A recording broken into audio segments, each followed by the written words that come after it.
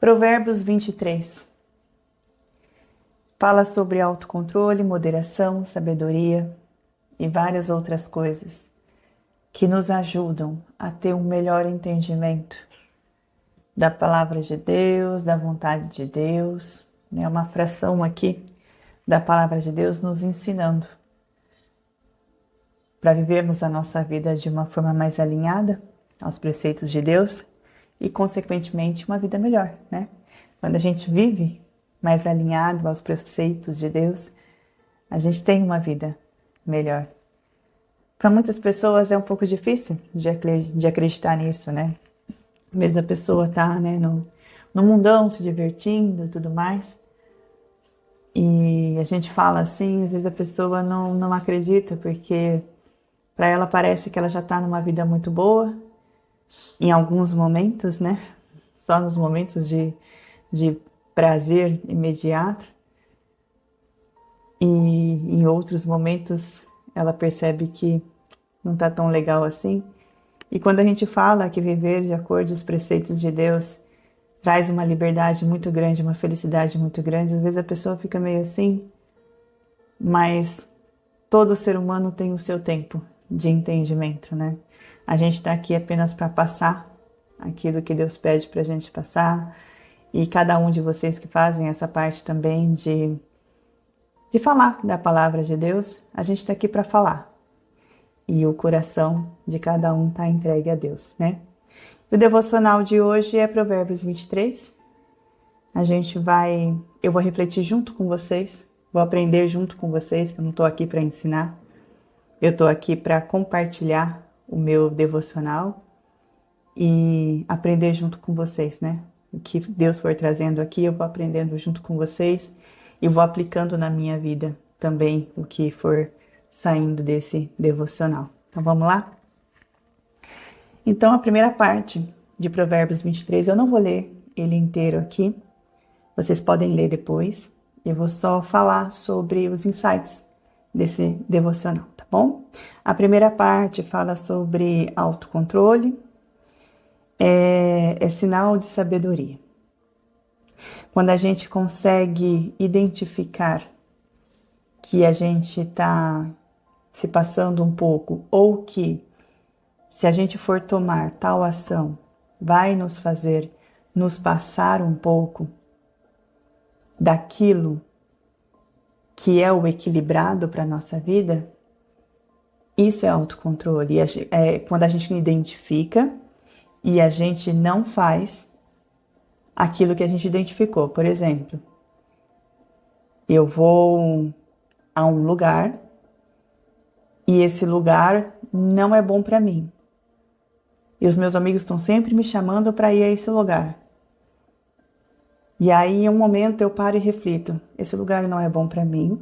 Toda vez que eu vou, eu não me sinto bem, ou acontece algo que não é bom para minha vida, para o meu relacionamento e tal. Então, de agora em diante, eu vou dizer não aos convites. E a partir do momento que você consegue ter a força de dizer não e não ir mais a esse lugar que te faz mal, você está praticando o autocontrole. Sinal de sabedoria, quando a gente consegue dizer não para aquilo que não nos faz bem, entre outras coisas também, né? E em Provérbios 23, no verso 23, fala algo muito importante, veja só. Cumpre a verdade e não a venda. Cumpre a sabedoria, a instrução e o entendimento. Então, compre a verdade e não a venda. Compre a sabedoria, a instrução. A gente tem que agir na nossa vida com verdade. Às vezes a gente tenta a nos enganar, né? A gente tenta a se enganar. Fica falando, não, mas é que é só um pouquinho, não, mas é que aquilo não tem problema, mas é que aquilo, isso, aquilo. E a gente fica se enganando e não agindo com verdade conosco mesmo, né? E aqui Deus ensina a gente comprar a sabedoria, comprar a verdade, a instrução que vem da palavra. Porque quando a gente age de acordo com a verdade e não as mentirinhas que a gente mesmo fica contando pra gente, a gente vai para um caminho mais certo de uma vida boa com Deus, né? Um relacionamento bom com Deus. E no segundo momento, aqui, nossa terceira reflexão, fala sobre tomar cuidado com as pessoas interesseiras que não são sinceras. A gente tem que refletir bastante sobre as pessoas que nos rodeiam. Tem muitas pessoas boas que nos ajudam, às vezes principalmente a família e amigos que são muito bons, mas também existem aquelas pessoas que a gente percebe que não são sinceras. A gente percebe no jeito que elas nos tratam, a gente percebe no jeito que, né, elas falam com a gente. Um dia é uma coisa, outro dia é outra, às vezes não trata bem. A gente vai percebendo, tem sinais que vão nos trazendo que não é uma boa companhia para se manter ali perto. Se a gente puder se afastar, é bom. Mas não só se afastar, orar também para essa pessoa, para que essa pessoa encontre um caminho reto com Deus. Porque quem está ali, grudadinha com Deus, buscando da sabedoria, da instrução dele, não vai querer fazer mal ao outro, não é?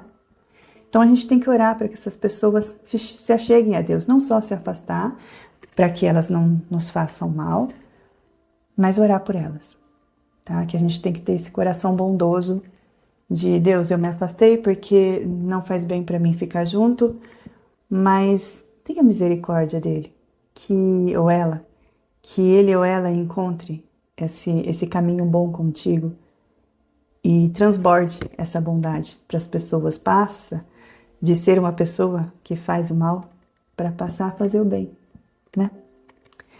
Vamos lá para nossa quarta reflexão. O perigo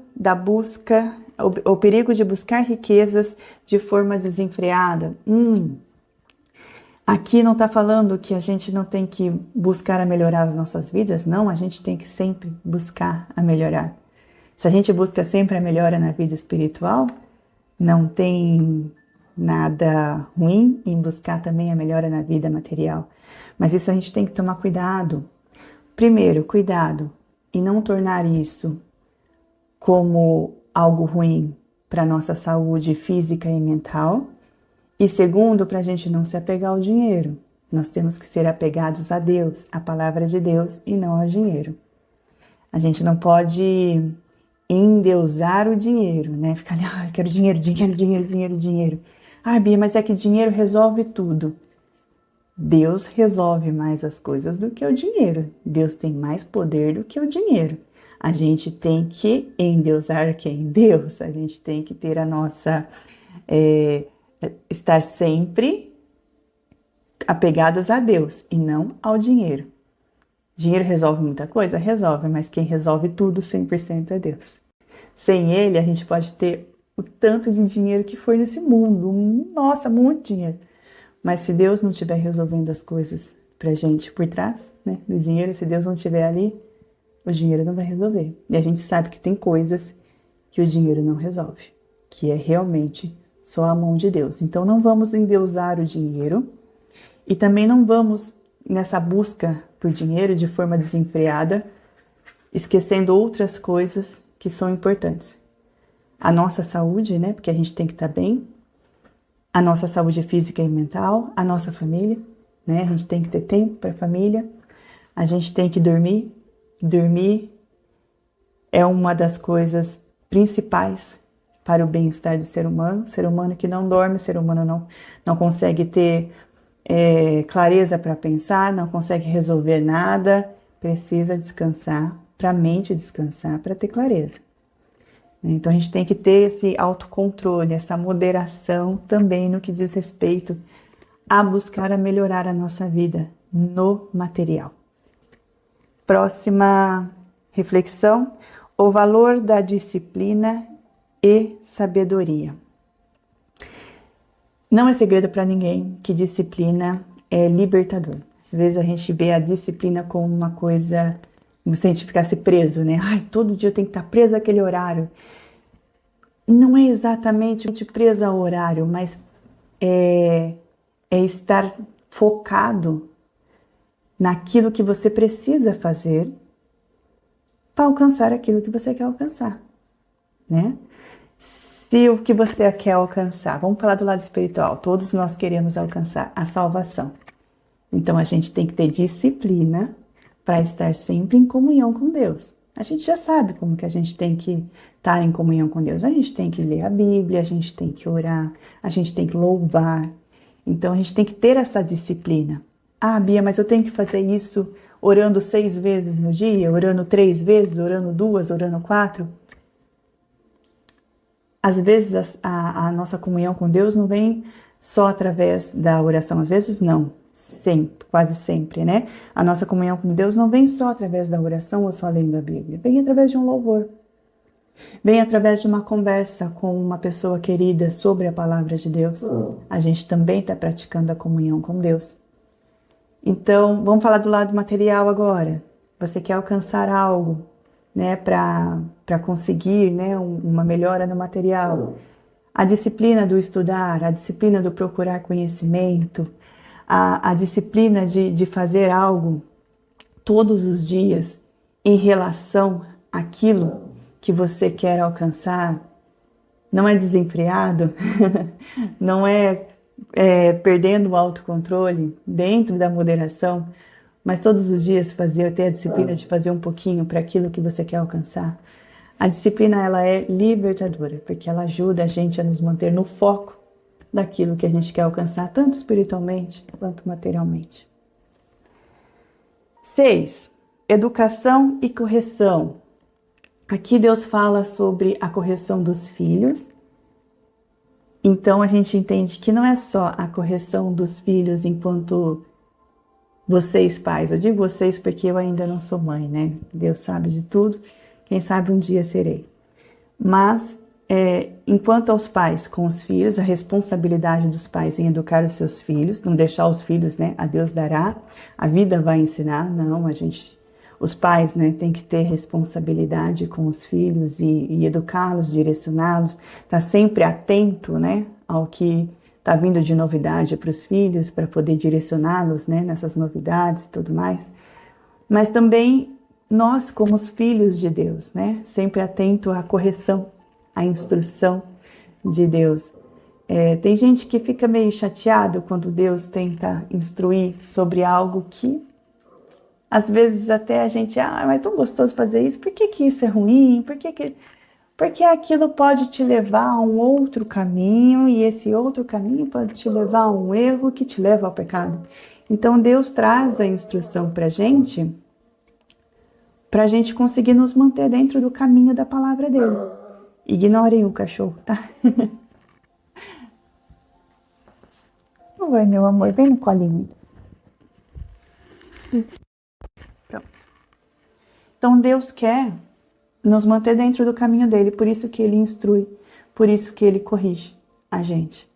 E a gente tem que estar com o coração aberto para escutar e colocar em prática a correção do Senhor, né? 7. Dá-me, filho meu, o teu coração. Deus deseja a nossa sinceridade. Lembra de Adão e Eva, quando eles desobedeceram? E ao invés deles procurarem a Deus, ser sinceros com Deus, eles procuraram esconder de Deus o erro deles. Ou seja, Adão e Eva foi tomada pela culpa, e culpa não é de Deus. A gente sabe que a culpa, a gente tem que fugir dela, porque ela não é de Deus. Jesus já nos libertou da culpa. O que é de Deus é o arrependimento. Então, quando a gente erra, a gente às vezes nós mesmos queremos fugir desse erro, porque a gente se sente tão mal com aquilo que a gente não quer nem pensar naquilo. Mas Deus deseja a nossa sinceridade.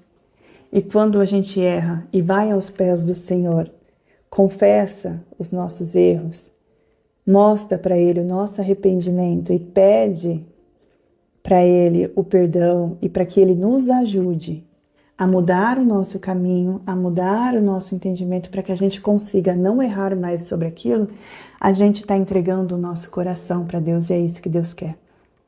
Que entreguemos nosso coração, a nossa sinceridade para Ele, não que a gente fuja da responsabilidade dos nossos atos, principalmente dos nossos atos com Ele e com a nossa responsabilidade com a salvação da nossa alma.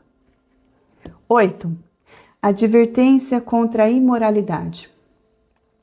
Um alerta sobre os perigos da sedução e da infidelidade. A gente sabe que uma das coisas mais preocupantes que arrastam o ser humano para o pecado é essa parte da sedução. Porque o ser humano, por natureza da carne do ser humano, ele tem a tendência a ceder esse lado da sedução. Então, a gente tem que ter um autocontrole muito grande, uma disciplina muito grande, aqui também entra a disciplina, de estar atentos a essa parte da nossa carne, porque é o que mais arrasta as pessoas ao pecado e afasta de Deus. E a gente tem que tomar cuidado em não ser arrastado pela sedução do outro e também não provocar sedução no outro. São as duas coisas. A não ser que seja no seu casamento, né? No seu matrimônio. Aí tem a ver com relacionamento entre você, seu esposo, sua esposa. Tá aí com vocês. Mas, com qualquer outro, né? Fora do casamento, a gente tem que tomar cuidado e não provocar a sedução no outro. Porque se o outro tem pensamentos pecaminosos através de algo que nós provocamos, nós também estamos pecando. O que ele faz com os pensamentos dele, problema dele, realmente. Ele tem que cuidar com os pensamentos dele, independente do que o outro faça. Mas quando nós provocamos, nós também estamos no erro, nós também estamos cometendo pecado. Então a gente tem que tomar muito cuidado com isso. Por isso que é tanto falado no comportamento, né? No comportamento, tomar cuidado com o que fala, com o que faz, como que expressa, como que veste, porque tudo isso provoca, né?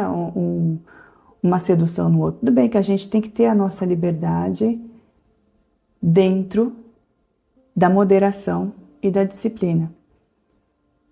A gente não pode pensar que vivemos nesse mundo apenas pra gente. Nós vivemos em grupo, nós vivemos como um todo. Então, é pensar em nós, mas sem deixar de pensar no outro também. Vamos para o 9. Perigos do excesso de álcool. Aqui é alerta, porque o álcool, ou os efeitos do alcoolismo, ele pode trazer conflitos, sofrimento, ilusões e dependência. Toda pessoa que é dependente do álcool, ela pode causar um sofrimento. Pode, mas ela também sofre. E assim, a maior parte das pessoas que entram no alcoolismo, elas entram através de um sofrimento, não só por inconsequência. Mas elas estão sofrendo e acaba encontrando no álcool um prazer imediato que vai por algum momento, por um pouco momento, trazer uma sensação de alívio, mas depois que acaba o efeito do álcool, aquele sofrimento volta tudo de novo. E durante o efeito do álcool, ela pode causar conflitos e sofrimento no outro também, o que vai piorar a situação. Por isso que aqui alerta para o excesso de álcool.